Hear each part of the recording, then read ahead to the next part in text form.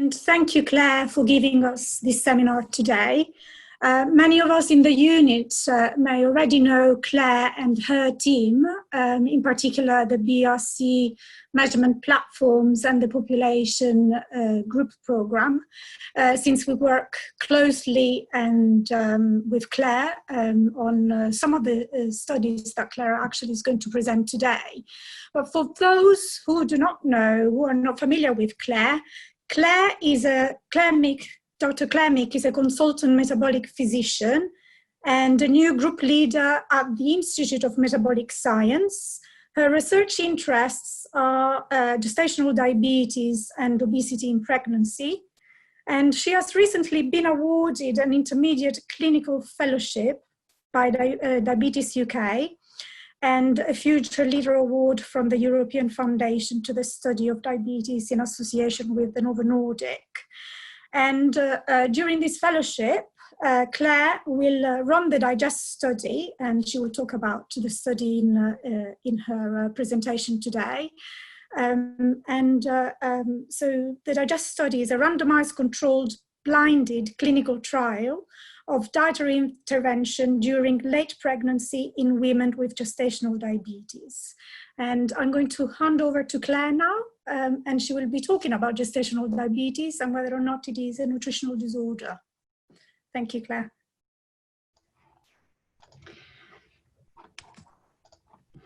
Thank you very much, Emma, for your introduction, and thank you also for the invitation to be here. It's a real privilege and a delight to be able to talk to you today, and I look forward to the questions at the end. I'm sure we'll have some great discussion.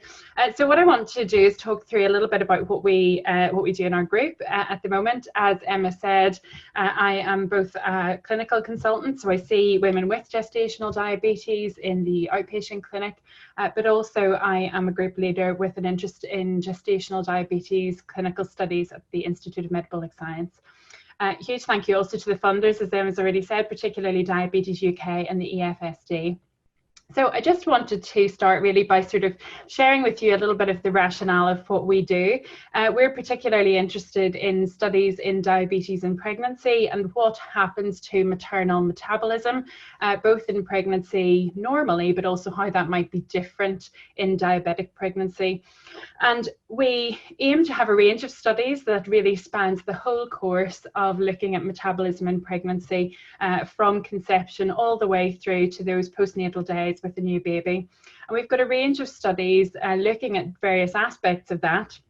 And I suppose mostly what I'm really going to focus on today are the pregnancy studies and a little bit about postnatally too.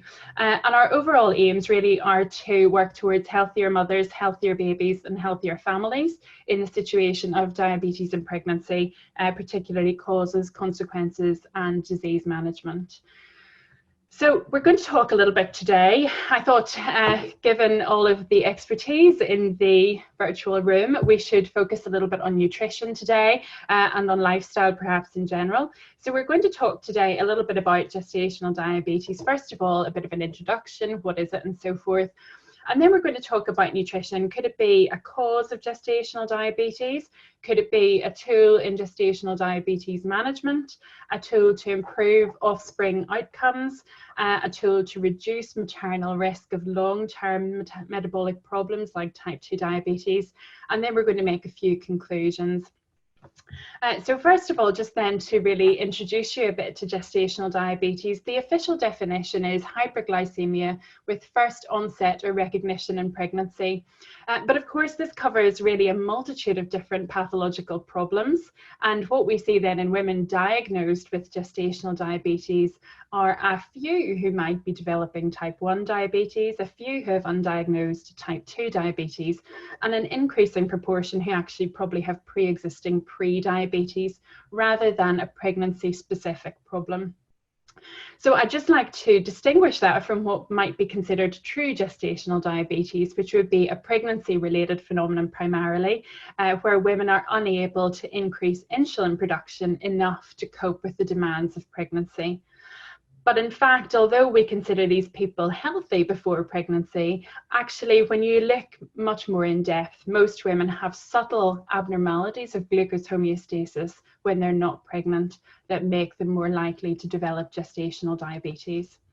So there is a sort of very standard and probably not wholly accurate textbook diagram of what happens in normal pregnancy.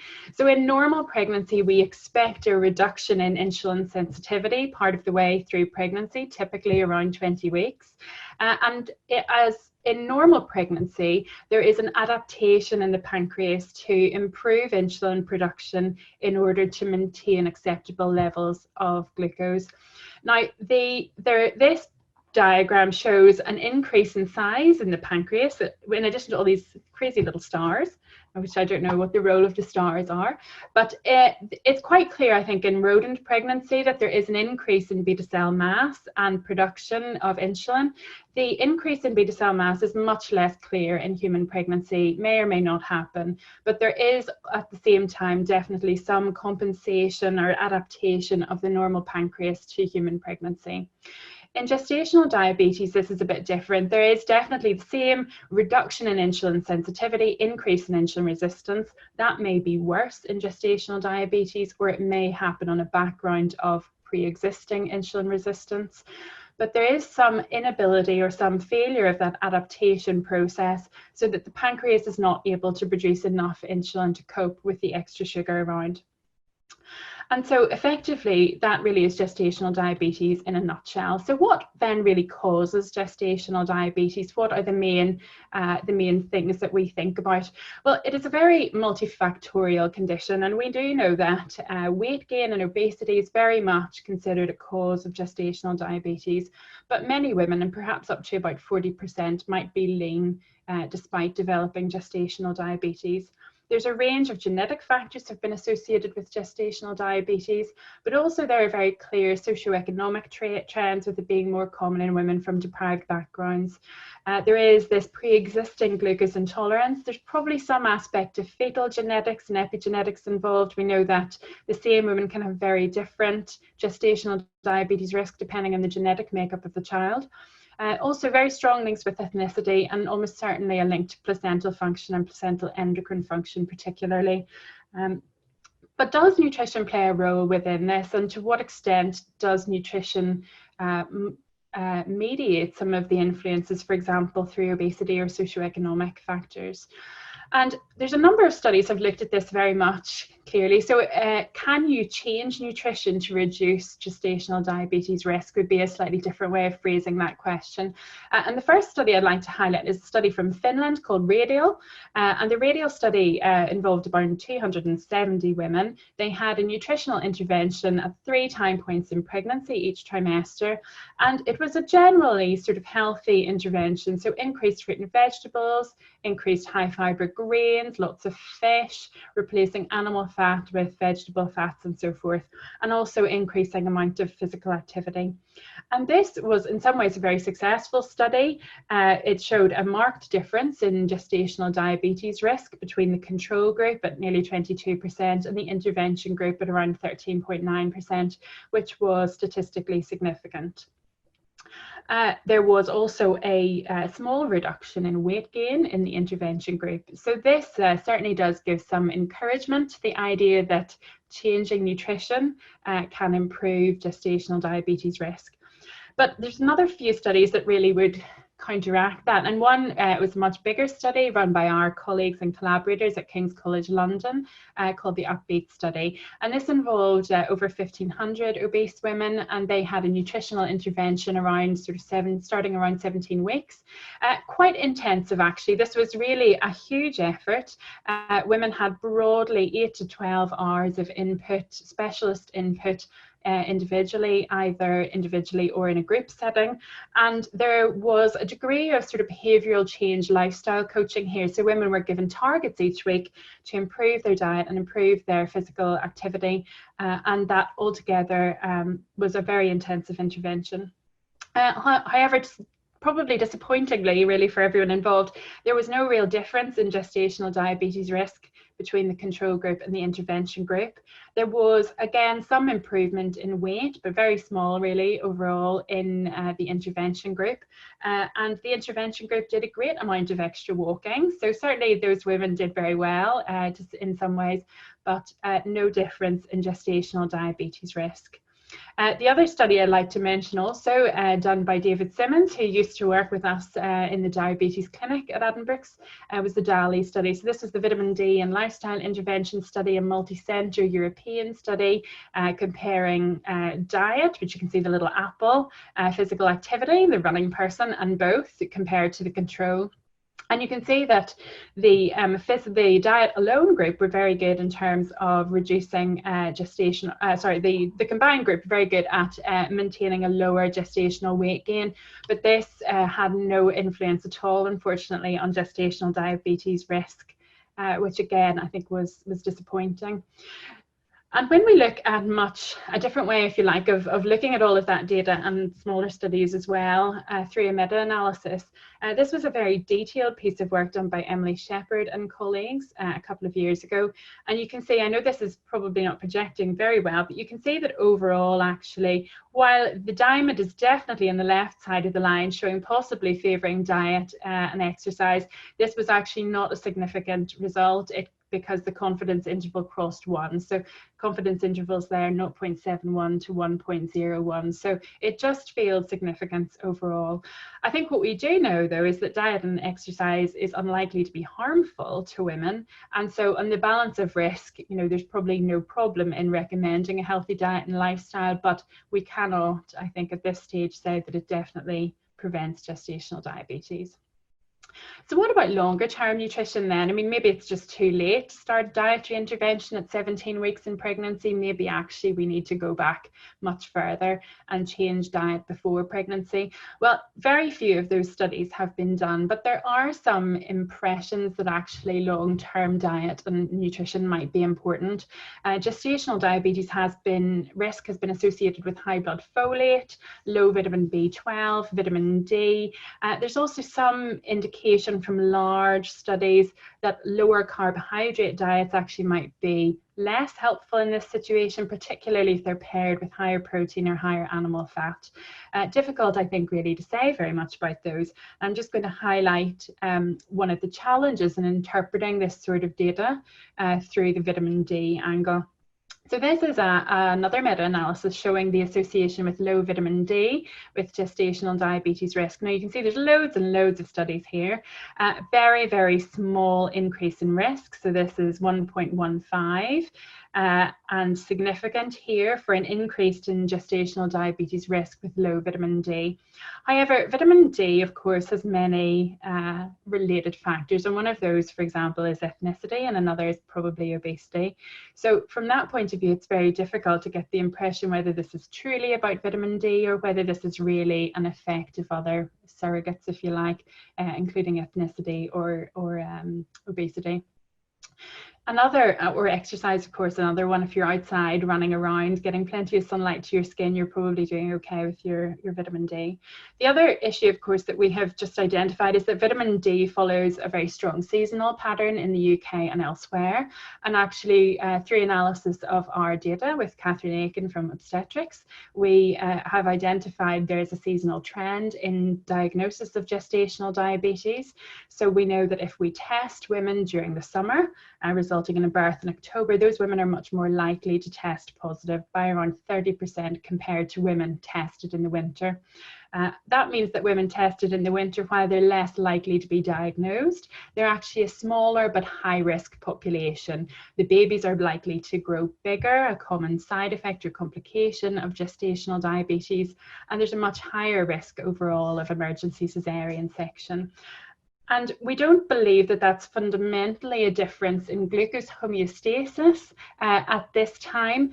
We do know from long-term studies that actually HbA1c, another measure of glucose control, tends to be higher in the winter. So why that would go with a higher incidence of gestational diabetes in the summer is less clear. We actually think this is probably more a physiological thing, whereby when you do an oral glucose tolerance test, the glucose goes in, it goes through the portal circulation, some of it is removed in the liver here, before going up through the right heart, the lungs, the left heart, the arterial tree, through the capillaries, until again you get the sampling at this stage. So there's actually multiple opportunities for glucose to be removed before you're sampling, and all of that will make a difference in addition the temperature will open up more connections between the arterial and venous systems here, and that makes quite a difference in terms of the mixing of blood through the arterial and venous trees, and that is likely to cause a fractional increase in glucose in times of high temperature in the venous circulation. So we think that this is essentially a bystander effect. We're just picking up more women, but actually the population is not fundamentally changing between summer and winter. But all of that makes it difficult to interpret vitamin D. It becomes therefore something that is potentially so confounded that it's very difficult to get a clear idea of. And in addition, I think because pregnancy is fundamentally a 9-month business and conception potentially many months before that, it's difficult to know when the time of most importance of vitamin D would be in a human pregnancy. So very difficult, I think, to eke out these longer term nutritional inputs to gestational diabetes risk. So I think all of these things are interesting, but we have to be very careful as to how we really interpret them. Looking though at weight, I think it is really clear that even if nutrition per se is not very clear in terms of its associations with gestational diabetes, we can be, I think, quite clear that weight gain is very important. So we know that women who gain excessive amounts of weight throughout all BMI categories will have an increased risk of gestational diabetes. And we're trying to find out a little bit more about the impact of nutrition on this. And we're doing a study at the moment also with Emma and colleagues from the MRC Epidemiology unit called Epidemiology. So Epidemiology is an observation study in pregnancy hyperglycaemia, endocrine causes, lipids, insulin and autoimmunity. And our aim is really to get a much clearer idea of the causes of gestational diabetes and to what extent these are actually contributing on a population basis. So it's a quite straightforward study. Women are referred with a risk factor or clinical concerns for diabetes in pregnancy, and they come to have their NHS oral glucose tolerance test. And at that time, they are asked if they'd like to participate in the study, and if so, then we take extra blood, and that's for hormone analysis and so forth. But we've also quite recently introduced intake 24 to this study, and this will allow us to get a much clearer idea about what women are eating during pregnancy, the difference this might make to an oral glucose tolerance test or even pregnancy outcomes. So I'm hoping we'll have more information to share about that the next time. So what about then nutrition as a tool in gestational diabetes management? Well, we know that actually gestational diabetes is hard work. We know that we ask a heck of a lot of the people who are diagnosed. Women who have previously been completely healthy are now asked to check their blood sugars 4 times a day, follow a strict low glycemic index diet. They often may choose to restrict their carbohydrate intake. We ask them to exercise potentially after every meal, which really gets in the way of work and social life and everything. We ask them to be very careful about their weight gain, and they may need, even in addition to all of that, metformin or insulin. And the targets that we have to aim for in pregnancy are actually really strict. So a fasting glucose of less than 5.3 and a 1-hour postprandial glucose of less than 7.8. And in terms of the diet, well, we do know that the diet can help at an individual level. So this is an example of a continuous glucose monitoring tracing. And you can see that when this is the first day down at the bottom left, looking at Thursday the 29th of October, you can see that when the monitor was put on or started working, actually the levels were high all through the night. And then around 9 o'clock the following morning, Friday the 30th of November, they peak again just after breakfast, as they do the following day. And actually by working with this person and talking through what they're having for breakfast and changing some of the composition of that breakfast, you can see that over several days we get rid of that morning high value. Shown on the right hand side. You can see that the levels are still high after breakfast, but they're not as high as they were before. And you can also see, I think, that there is this tendency for this person to have high levels in the evening and sometimes through the night. So while we can change lots of things by nutrition, there are some things that we can't totally get over, and one thing would be nocturnal blood glucose levels. Many of us make a bit of extra glucose during the night through gluconeogenesis, and it's hard to totally counteract that with dietary change. So there's some evidence on a patient-by-patient basis that we can improve blood sugar control, but what about at a larger level? And this is a really lovely study done by Jennifer Yamamoto from Canada with some collaborators of ours throughout the world. And this looked at a range of different diets. So you can see at the top, there's low glycemic index diet, no significant difference. The DASH diet, very small amounts here, so 60 in the intervention group, 59 in the control group, which did show a favourable outcome, so a higher birth weight in the control arm compared to the intervention arm, suggesting better glucose control in the intervention. The third one then looks at a low carbohydrate diet, no benefit there. The fourth one, again, very small numbers, looks at a low calorie diet, no very obvious difference there, but only one study. And then there's a few studies that are a little bit more borderline, potentially positive, showing fat modification and the use of soy protein. But you can see that overall, actually, there's very little in the way of consistent results here. The studies are all really, really small overall. And as we know, the challenges in running nutritional studies are such that it's often very difficult to compare them. So the heterogeneity within this model was very high.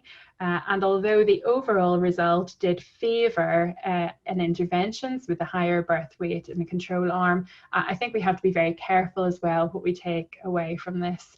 And certainly this suggests to me that we need much more in the way of high quality research to answer this question.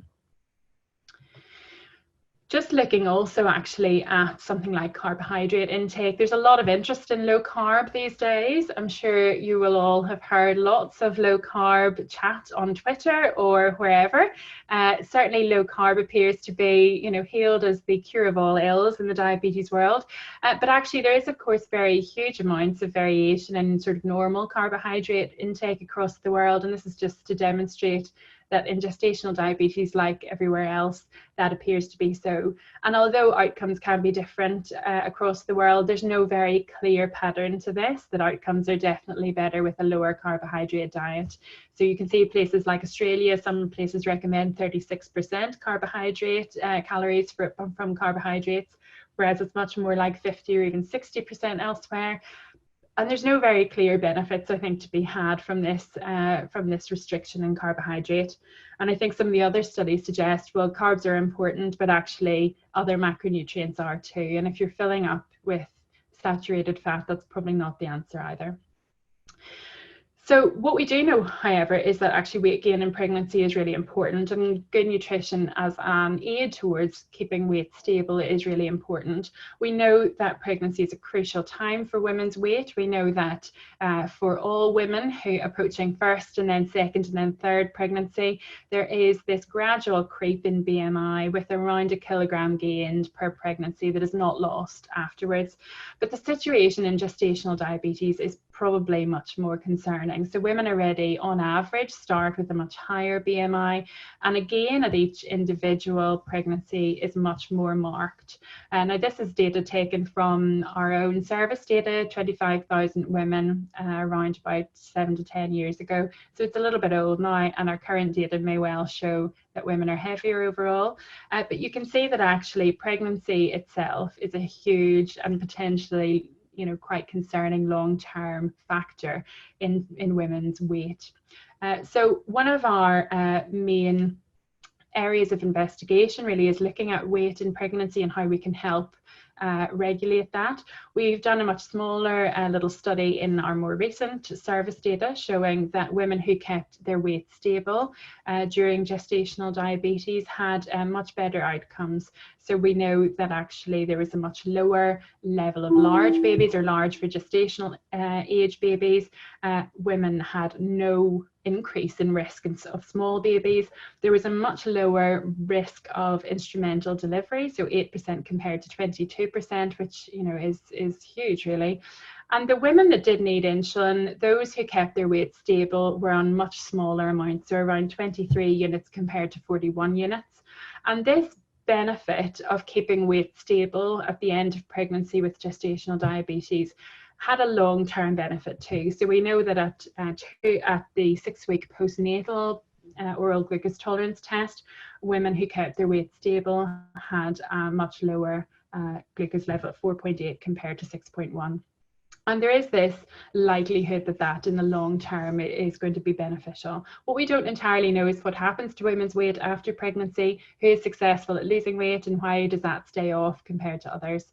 But we have just fairly recently launched our study, Digest, which Emma mentioned in the introduction. So Digest is a dietary intervention in gestational diabetes. Our aim is to recruit 500 women to provide 100,000 meals. And this is a randomized control of a standard versus reduced calorie diet in women with gestational diabetes. And what I think is unusual and possibly unique about our study is that we're providing the food to participants. So they're not having advice and then being left to follow a diet themselves. We are actually supplying the food. So women are approached after gestational diabetes at 28 weeks, recruited into the study if they wish, and then randomized at around 28 to 31 weeks. To either the reduced calorie diet box or the standard calorie diet box. They are reviewed during pregnancy, and then the boxes finish at delivery, and then we see them for the last time at 6 weeks postpartum. And the intervention is a diet box which is delivered weekly to the participant's home. They go online and order the food. It's based broadly around Mediterranean diet, but we follow all the same principles that we would in the clinic. So it's quite strict low glycemic index food, carefully nutritionally balanced for gestational diabetes, and including foods, of course, that are safe in pregnancy. And we chose to go with 40% carbohydrate, 25% protein, and 35% fat. So one of the great challenges of being a running a dietary study is, of course, testing the food. So as you can imagine, this caused, I could only say, joy within the study team at having to test a range of different dietary options and give quite detailed feedback. So we've been working both with a team from the Translational Research Facility, but also more recently with a company called Official, who make frozen meals. And we have been doing a range of different testing, and part of that has been the benefit of the meal, but also part has been whether the meal looks an appropriate size in both the lower and higher calorie version. So we've had to do quite a lot of development of this. So women go online, they choose, they have about 7 to 10 options for breakfast and up to about 21 options for lunch and dinner combined. They also get a vegetable or salad pack each week as well. And these can be microwaved from frozen. They're very, very easy and very tasty. We have a French chef who works very hard in developing the recipes for us. So all of them have been thoroughly worked through to be as tasty as possible. And there's just an example of the sort of menu we might have on an average week. So in terms of progress, we opened at 3 sites between November and February 2020. And then, of course, as luck would have it, coronavirus reared its ugly head, and we had to then pause to new recruitment in March. We had planned anyway to do a fairly slow start to recruitment, make sure that all the study teams were happy with the protocol. And so we had recruited 9 participants by March when we had to pause. And those 9 participants have now all delivered their babies. We're very positive about the study.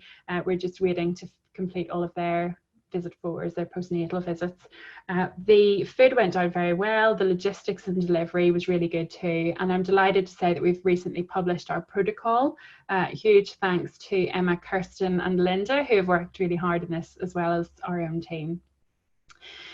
So hopefully we'll be able to share a bit more of the results next time as well. So in terms of nutrition, could we also use nutrition as a tool to improve our offspring outcomes? Well, we know that one of the major reasons, of course, for treating diabetes in pregnancy are to improve the situation for babies. And there's a range of different complications that we expect with gestational diabetes, one being large for gestational age, or babies above the 90th percentile for weight at birth. So we have, again, from this very detailed meta-analysis, some data looking at diet and exercise interventions. We know that these don't prevent gestational diabetes because the confidence intervals, of course, cross 1, but there was no really clear benefit either on many of the common diabetes and pregnancy related outcomes. So preeclampsia, cesarean section, large for gestational age. You know, the shape of some of those confidence intervals suggests possibly benefit, but definitely nothing categorical. Perinatal mortality, fortunately, is so rare that it's very difficult to study, but again, no very clear benefit in terms of improving perinatal mortality there either. So that leaves us in a bit of a quandary as to whether nutrition is important for offspring complications. One of the things that we've been doing to study this further has been to use our data from CONCEPT, which is a study published a few years ago in women with type 1 diabetes in pregnancy. Now, CONCEPT was actually a study of continuous glucose monitoring. It actually was broadly a really successful study. So we find that continuous glucose monitoring really improved neonatal outcomes in women in pregnancies with type 1 diabetes. So particularly the babies were much less likely to go to the intensive care unit, and those that did need to go were there for a much shorter length of time. So CONCEPT overall has really improved care for women with type 1 diabetes, has probably reduced the NHS around 9 million a year budget, while improving care, which is great. But we've got lots of secondary analyses coming from CONCEPT, and one has been looking through how complications such as excessively large for gestational age, how that happens, how that develops through pregnancy. And so we've done quite a lot of work with Albert Coleman and his team looking at metabolomics through pregnancy. Now, this data is unpublished, so I haven't given you the full wham, but I've just put a few things here just to whet your appetites and provide some direction as to where we might be going with this. I think you can see really clearly all the way through this that actually fat metabolism is really important in the development of this complication. We can see from trimester 2 association with carnitine suggesting beta oxidation of fats. Again, free fatty acids, very much trimester 3, but also cord blood, we have polyunsaturated triglycerides and so forth, very much important. Now, we do know that placental handling of polyunsaturated fatty acids is different in diabetes, so we can't be sure that this is dietary at all, but it does suggest at some level what we eat is important, even in terms of the substrates available for fetal growth. So hopefully we'll have a bit more information on that in future, but it's certainly a huge area where we need much more study. So moving on then, can we use nutrition then as a tool to reduce maternal type 2 diabetes risk in the long term? Well, you know, what actually is the risk of type 2 diabetes after gestational diabetes? Well, we know that there's around a 7% increase, so compared to the baseline population. But there are many challenges also in interpreting these studies. We know that gestational diabetes is diagnosed using different diagnostic criteria internationally, different treatment regimens and so forth. And also because gestational diabetes can include people with undiagnosed type 2 diabetes, of course, you know, there's going to be some increase in risk surely just due to that. However, we do think that there's somewhere around 5 to 16% in year 1 that we can identify with type 2 diabetes, and that may well be, of course, those pre-existing women, but up to 28% through to about year 5.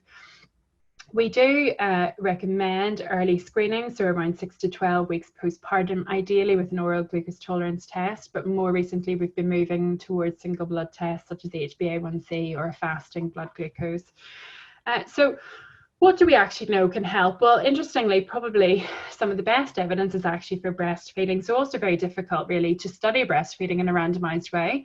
But we do have some indication that breastfeeding can reduce the risk of type 2 diabetes in women. And interestingly, compared to exclusively formula-fed babies, you can see that there is a reduction in risk even with mostly formula or with mixed feeding in addition to pure breastfeeding. And similarly at the bottom, you can see that while the risk is better with breastfeeding for over 10 months, you can see that actually even a little bit of breastfeeding for over 2 months is still beneficial to women. And I think this is probably something we need to be saying more, that actually even breastfeeding for a small portion of the time is much better than not breastfeeding. But it is important to say that there are lots of confounders with breastfeeding. Socioeconomic status would be one of them, maternal nutrition another. So it's hard to be entirely clear about this, but again, it's unlikely to be harmful, and therefore we do recommend it we do encourage it in clinic. So what about then more lifestyle related issues? So there's a few different studies have looked at this, and probably the biggest one has been the diabetes prevention program, and this compared a 16-lesson lifestyle intervention compared to metformin and compared to standard care. And the high risk group taken as part of this study included 350 women with gestational diabetes, but again around sort of 12 years post GDM, so not in the immediate postpartum period. So the great news is both metformin or the lifestyle intervention were actually really successful. They really reduced type 2 diabetes risk. But for some reason, the gestational diabetes group were less able to maintain the lifestyle change compared to other groups of high risk individuals. And there's a range of reasons which we may go into on our next slide. There were, however, a few smaller studies with more conflicting information. There is some indication, I think, that the pharmacological therapies, troglitazone, metformin, and pioglitazone can all work well. But it's just difficult to really get a very clear idea about this. And many studies will use other sort of surrogate endpoints, such as reduced weight, to confer estimates about long-term reduced type 2 diabetes risk, which may or may not always be valid. So thinking then a little bit about barriers to interventions, well, I think, this is fundamentally one of the busiest times in a woman's life, with a huge time of adjustment to having your first child. Women are faced with a huge lack of time, lack of finances, lack of childcare, lack of social support, and a complete lack sometimes of work flexibility as well. And all of that makes it very difficult for women to institute new healthy behaviours, I think, at this time in their lives. There's also, concerningly, I would say, some indication that although women are really often well supported in pregnancy, there is sometimes this feeling of abandonment after pregnancy. They've had the baby, but where is everybody now? They still feel they need help and support, and actually sometimes that's much less available postpartum. And I think that there's also, a complete change sometimes in a woman's role, how that's viewed by her and also by the rest of the family, that gives potentially less flexibility within her schedule for exercise or diet. So, in conclusion, I think that as a tool to reduce, so I suppose starting from the beginning, just as a quick summary, so nutrition, can this be a cause of gestational diabetes? Well, probably. Certainly obesity is really important, and all of the nutritional side of that absolutely contributes. But nutrition per se, outside of weight-related issues, is less clear. Is nutrition a tool in gestational diabetes management? Well, yes, almost certainly on an individual basis. We use it a lot, but the evidence for that on a larger scale, I think, is less clear. And we do, I think, urgently need better information about that, really.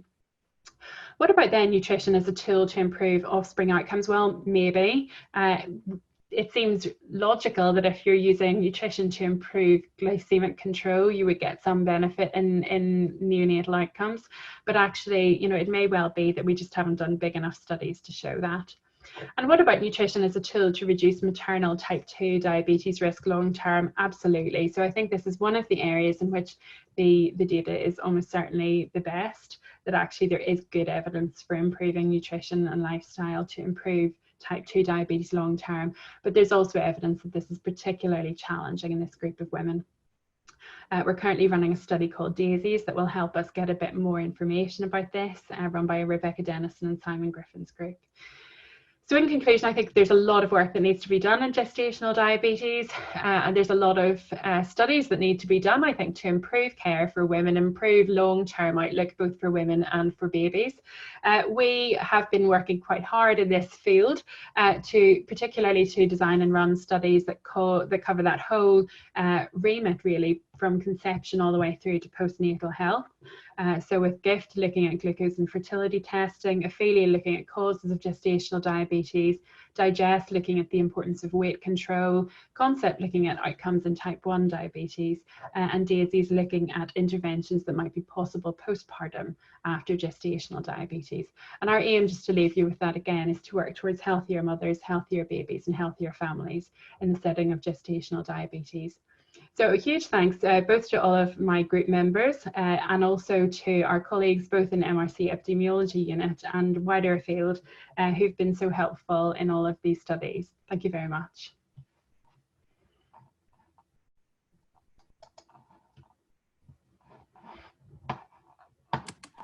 Thank you, Claire, for that really clear and a very good presentation.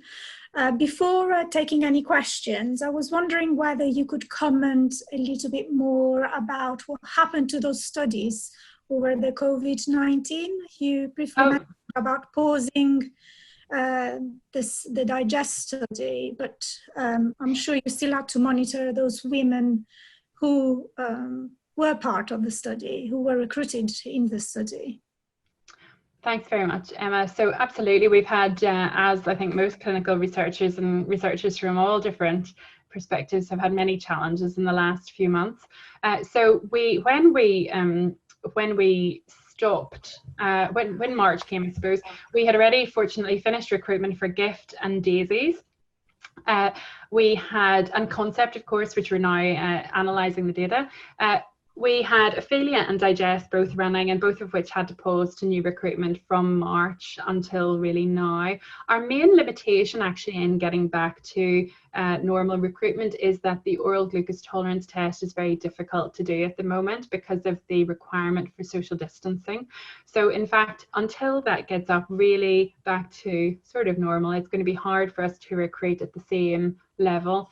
So at the moment, instead of going through the normal diagnostic pathway, we have an alternative diagnostic pathway where women are given a single blood test, HbA1c, or a random glucose. But unfortunately, that's not robust enough for the entry criteria for the study. So there's many challenges at the moment within clinical care, but that's also influencing the studies. So we're starting to get a few more oral glucose tolerance tests done within our department, and therefore we hope to essentially be reopening to Digest very soon, albeit perhaps at a reduced level. And Ophelia is actually running very happily at around 8 sites, and each site has the potential to make their own decision really about when to start again, depending on local circumstances.